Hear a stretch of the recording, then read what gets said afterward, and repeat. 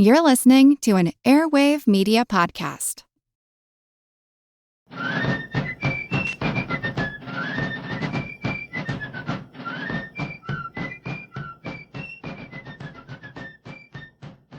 Hello, and thank you for joining the American Revolution. Today, episode 180, John Paul Jones raids Whitehaven. France's decision to enter the war with Britain drastically changed this situation for the Americans who were already in Europe. Up until that time, the American diplomats and naval officers had to dance around French efforts to keep the peace with Britain, while at the same time trying to provoke as much trouble as possible. Britain finally declared war on France after France signed the Treaty of Alliance in early 1778. Once they were at war, American warships could unleash unrestricted warfare against Britain and use French ports for repairs and safe harbor. Of course, the declaration of war also meant that the British fleet would be on high alert and would dominate the waters around Britain against any potential enemies. One of those enemies was a young man seeking to make a name for himself in the Continental Navy by the name of John Paul Jones. Since Jones later becomes affectionately known as the father of the U.S. Navy, we should take a moment to understand where he came from. John Paul was born to a Scottish family near the border between England and Scotland. His family surname was Paul. He added Jones later for reasons that I will address in a moment. His father was a gardener on a large estate, although probably a more accurate title today would be landscape architect. He managed the construction and maintenance of large elaborate gardens for a wealthy lord. John Paul had no interest in the family business and wanted to become an officer in the British Navy. Unlike the Army, British naval commissions were possible for commoners and did not require a family fortune. They did, however, usually require connections, which the Paul family did not have. Instead, at age 13, Paul signed aboard a merchant vessel. His enthusiasm and an understanding of mathematics encouraged one of the officers to teach him some maritime navigation skills. Now, ordinarily, officers did not want sailors to understand navigation. They might be more likely to mutiny if they did not need officers to get them home again. But Paul was clearly destined for something more than just a sailor. After serving on several ships' crews on trips to the Americas, Paul got his big break when the ship's captain and first mate aboard the John died from yellow fever while returning from the West Indies. Paul successfully navigated the ship home and was rewarded by the owners by giving him command of the ship. It was 1768, and Paul was only 21 years old. Captain Paul got a reputation as a strict and fastidious ship's captain. Merchant vessels at the time often resorted to violent force to control their crews. Corporal punishment was common. On one voyage to the West Indies, Captain Paul had cause to have a carpenter's mate by the name of Mungo Maxwell flogged. While the ship was in Tobago, Maxwell filed a complaint against Paul for assault and abuse. A local admiralty court held that the beating was reasonable and acquitted Paul. Maxwell then left the ship to take another ship back to Scotland. Paul also returned to Scotland with his cargo, but upon arrival, the sheriff met him and arrested him. Maxwell had died on his return voyage. His family believed his death was the result of Paul's flogging and wanted him arrested for murder. Paul was able to obtain bail and returned to Tobago to get a copy of the Admiralty Court's verdict there. He also obtained the testimony of the captain of the ship on which Maxwell had died. That captain testified that Maxwell had died from a fever and low spirits, not from the flogging. Therefore, Paul eventually got the charges dismissed. A couple of years later, Paul found himself back in the West Indies facing another problem crew. Paul's cargo had spoiled, and he was unable to pay his crew. Several sailors broke into the ship's store of liquor, got drunk and violent, and demanded their pay. One of the larger sailors came after Paul with a club. Paul grabbed a sword from his cabin, and after being backed up by the crew member, ran the man through, killing him. This time, Paul did not trust the legal system to acquit him. The dead man was a local on the small island and had a great many friends. Upon advice from some of his own friends, Paul abandoned the ship and found passage on another ship to Virginia. He arrived there on the run and almost broke in 1774. He adopted the name Paul Jones in order to avoid anyone looking for a fugitive murderer named John Paul. Jones attempted to start a new life in America. His older brother had moved to Virginia years earlier, but he had died before John's arrival. Jones also made new connections, relying in part on his Masonic membership as an introduction. He eventually settled in Philadelphia.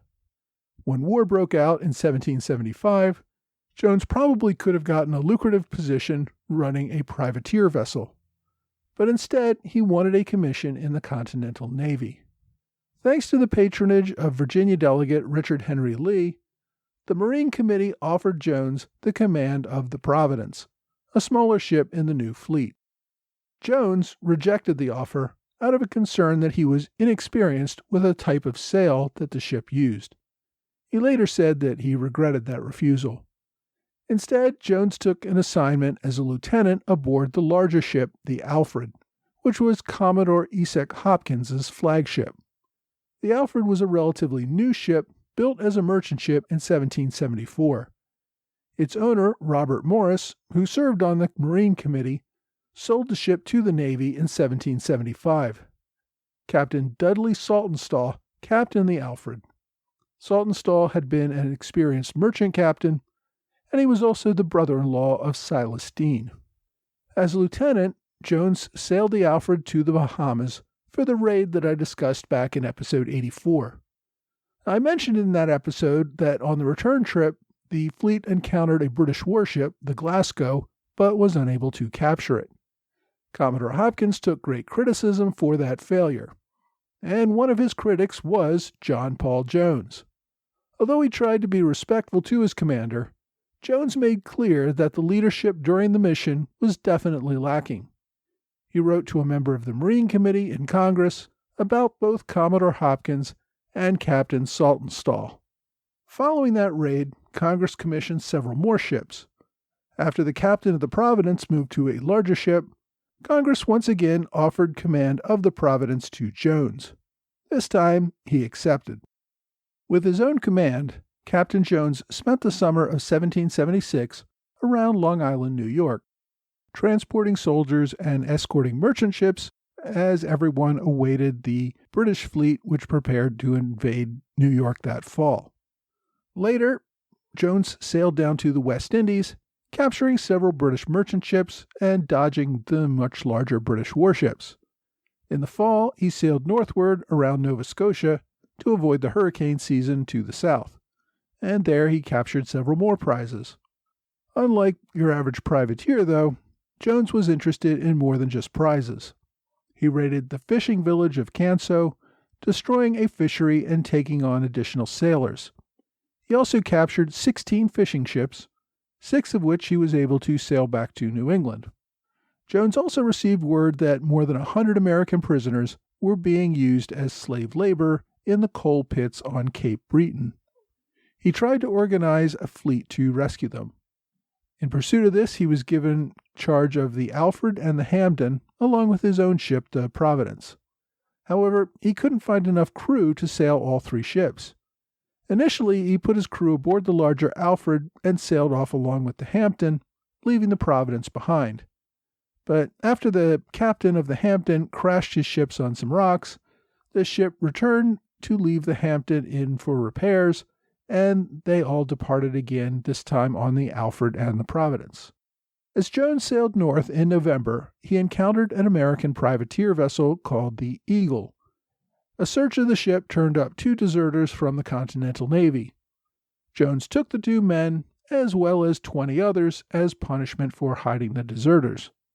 Later, they captured a valuable British transport ship. By this time, though, it was mid-November, and sailing off the coast of Canada was getting pretty miserable in those wooden, unheated ships. One night, the Providence simply turned around and sailed for home, leaving Jones on the Alfred on his own.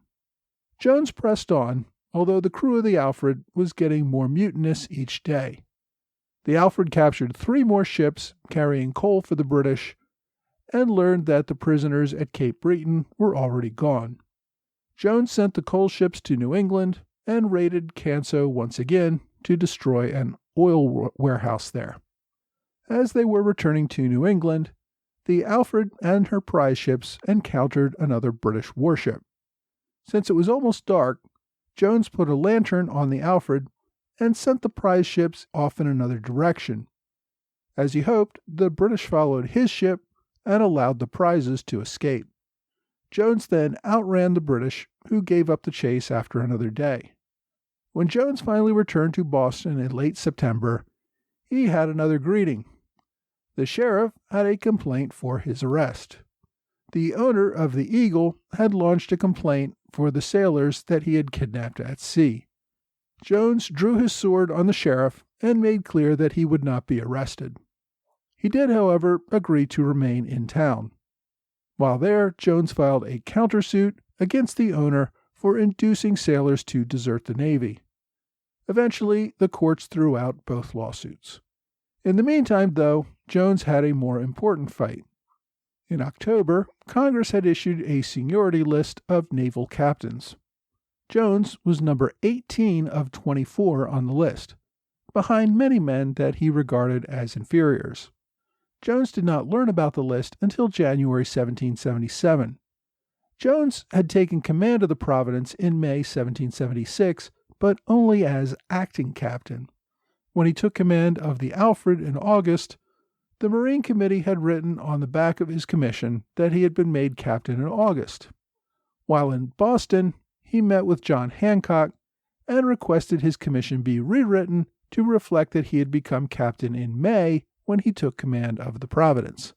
However, when he got his commission back the day before he was about to leave Boston, he discovered that his commission date was listed as October 10th. It was based on that date that Congress drew up its seniority list. Jones was understandably upset, but he really couldn't do anything about it. Command of the Alfred went to a more senior captain, and Jones spent several months in Boston without any ship at all. There, he got involved with one of the local Masonic lodges and struck up a friendship with Phyllis Wheatley, the former slave who had become a well-known poet. Jones fancied himself a poet as well, and the two enjoyed an exchange of poetry. It's unclear if they had a romantic relationship, although some have speculated that there was. In May 1777, Congress ordered Jones to make his way to France. There, the American commissioners had contracted to build several larger warships, and he would finally be given a respectable command. However, a disagreement with the captain who was supposed to take him to France delayed Jones's departure. Finally, in June, Congress granted Jones command of the 20-gun ship Ranger, and he used that to sail to France. However, when he arrived in Portsmouth in July, he found that his ship had been stripped by a more senior Navy captain. Jones had to waste more time trying to refit the Ranger, which proved difficult given the lack of supplies available in New England. It wasn't until November that the Ranger finally made its way out to sea. As it crossed the Atlantic, it discovered a merchant fleet. The men sailed toward the ships, hoping for some prizes, only to discover that the fleet was under the protection of the 74-gun Invincible. Jones wisely pretended to just be a part of the fleet until dark, and then quietly slipped away without a fight. Finally, in early December, Jones reached France. There, he found more frustration. The British had threatened an Amsterdam shipbuilder who was building the ship that was to become Jones's command that the builder would suffer consequences if it turned over the ship to the Americans. So instead, France purchased the ship. Jones made his way to Paris and then Passy, awaiting a command. While there, he befriended Edward Bancroft, who served as a secretary to the American commissioners. You may also recall from other episodes that Bancroft was a British spy. Over that winter, as Jones waited for a larger ship, he had the Ranger re-outfitted with better rigging and had other improvements made. In April 1778, the Ranger set sail. By this time, France and Britain were at war, and there was no longer the need to play any diplomatic games to satisfy French officials. Jones planned to sail up the Channel between England and Ireland, looking to cause as much fear and chaos as he could. Unlike earlier raids, though, Jones was not just after shipping. He wanted to conduct raids on the British mainland as well. During his months in France, Jones had learned about the many American sailors who were being held prisoner in Britain. Most of them were from captured privateer ships and were being held as criminals on charges of piracy.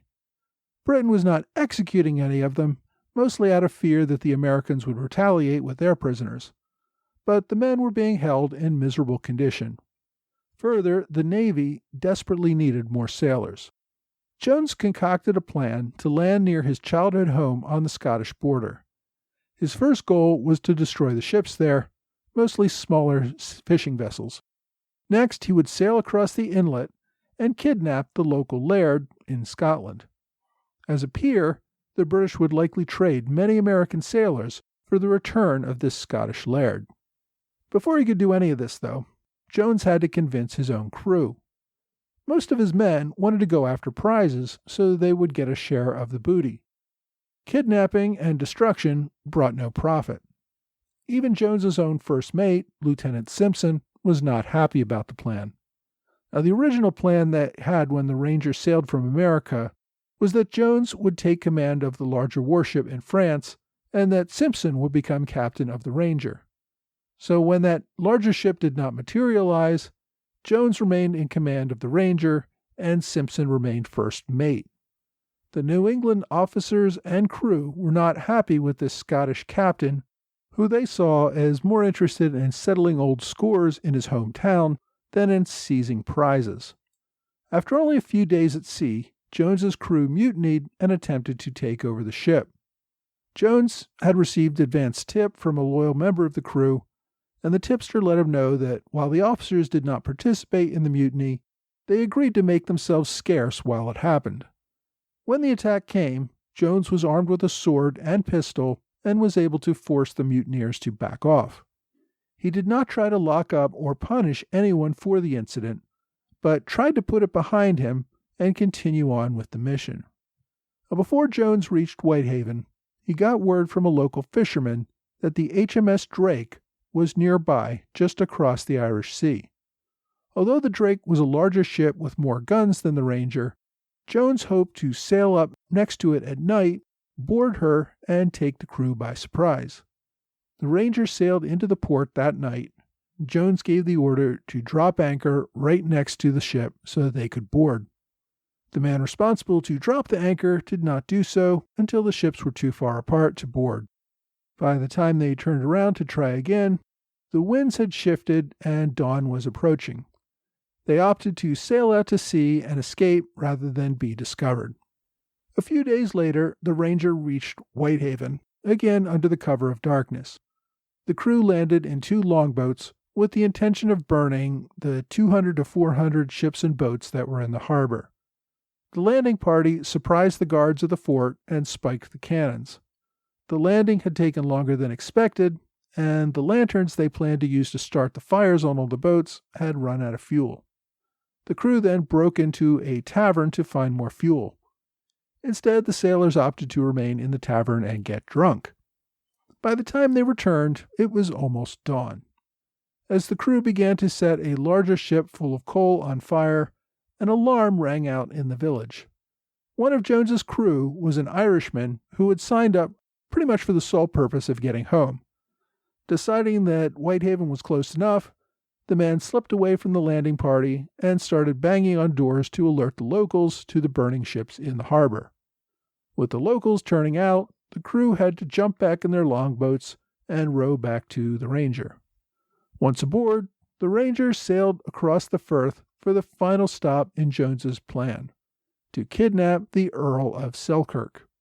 Jones went ashore with his crew. Pretending to be a British press gang, Jones interrogated one of the locals. It turned out, to his disappointment, that the Earl was not at home. Jones at that point wanted to return to his ship, but his crew had other plans. The crew, which had still captured nothing of value on the voyage, insisted on going to loot the Earl's home. Jones, in his later recollections, said he did not want to allow this, thinking it would harm his reputation. At the same time, he thought the crew might kill him and go loot the home anyway if he completely refused. So instead, he permitted the men to go to the home without him and demand that they turn over the family silver. And that's what the men did. The Lady Selkirk, who was home at the time and pregnant, complied with their demands and turned over the silver. Everyone returned to the ship and sailed away. Next, Jones encountered the British warship Drake again. This time, though, they were in open sea, and the British were ready for them. The British had 200 men aboard ship and hoped to board the Ranger and capture the ship and crew. Jones was able to keep them at a distance as the two ships exchanged fire. The British captain was killed in this exchange, and the ship eventually struck her colors. So Jones took the larger ship as a prize. He gave command of the Drake to Lieutenant Simpson as they went in search of other ships in the area. Almost as soon as he got aboard, though, Simpson had no interest in looking for other ships and instead sailed away for France, leaving the Ranger on its own. Jones sailed after the Drake, eventually catching up with it only when the two ships had returned to France. Jones had Lieutenant Simpson thrown in jail and brought up on charges of insubordination. Simpson reached out to John Adams, who by this time was in France as a member of the American delegation. Adams supported his fellow New Englander.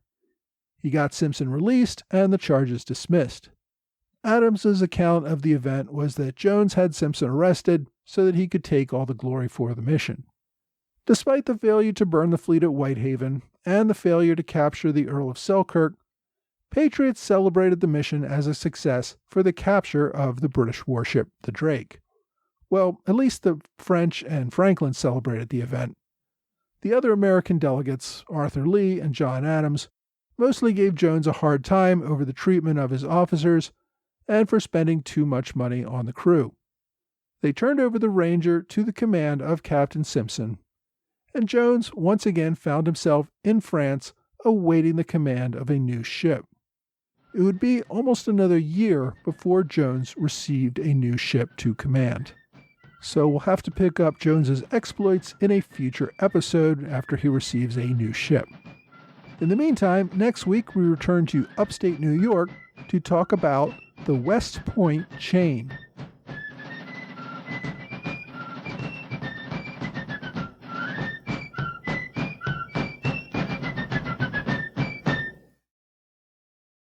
Hi, thanks for joining the American Revolution Podcast After Show.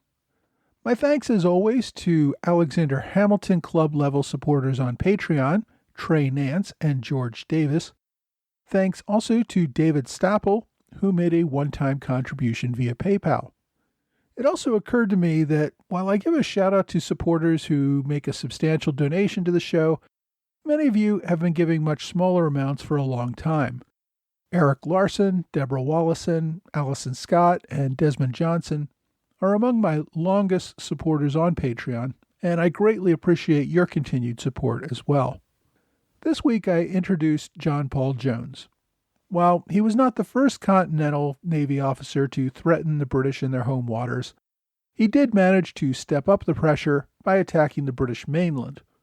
The threat from American raiders not only fell on ships at sea, but now also on seacoast towns, which had reason to worry as well. Word of Jones's raid created even further panic among many Englishmen for their security. The British Navy even had to deploy a fleet to the Irish Sea in order to help calm local fears. Of course, Jones's most famous exploits would come later and will be the topic of future episodes. I did mention in this episode the home invasion on the Earl of Selkirk. Jones was ashamed of the theft of Selkirk's silver. Shortly after his return to France, he wrote a letter to Lady Selkirk apologizing for the attack. He also promised to buy back the silver and return it to her. Lord Selkirk wrote an angry response telling him to keep the silver. Jones had threatened his pregnant wife and now seemed to want to be pen pals. Selkirk also noted that he very much doubted that King George would have traded American prisoners for a minor Scottish lord who had generally been friendly to the liberties of America. The two men traded a few more letters over the next few years, in which Lord Selkirk calmed down a little bit and expressed some appreciation that the raid had been relatively disciplined and appreciated Jones's efforts to return his silver. Jones eventually did return the Selkirk silver years later after the war had ended. Following Jones's return to France and the loss of his ship, Jones spent considerable time in France. He would spend several months of that time planning attacks against Britain with the Marquis de Lafayette after the young generals returned to France from America. This would have been a much larger raid on Britain than the raid on Whitehaven. Their plans, however, got scuttled after France planned an even larger, full-scale invasion of Britain. France did not want a smaller attack that might cause Britain to strengthen its coastal defenses, while France was planning its full-fledged invasion. Of course, France scuttled that larger invasion as well, so nothing ever came of any of it. Jones would eventually get command of the ship, the Bonhomme Richard, which he used in his most famous naval action later in the war, and that, of course, will be a topic of a future episode. Jones's later life spins out of control after the U.S. shuts down its navy, and Jones goes back to Europe looking for work there. There is a disturbing event later in his life where Jones is accused of raping a 12-year-old girl. It's sometimes hard to deal with the character flaws of men who contributed so much to the founding of the country. I think we need to be aware of both the good and the bad, celebrate the good while acknowledging the bad. If you want to read more about John Paul Jones, my book recommendation is one of several biographies about the man. This one is called John Paul Jones, Hero, Father of the American Navy by Evan Thomas. The book's been around a while, first published in 2003. It's just over 300 pages, not counting the notes and index, and it gives a pretty good detail about Jones's life.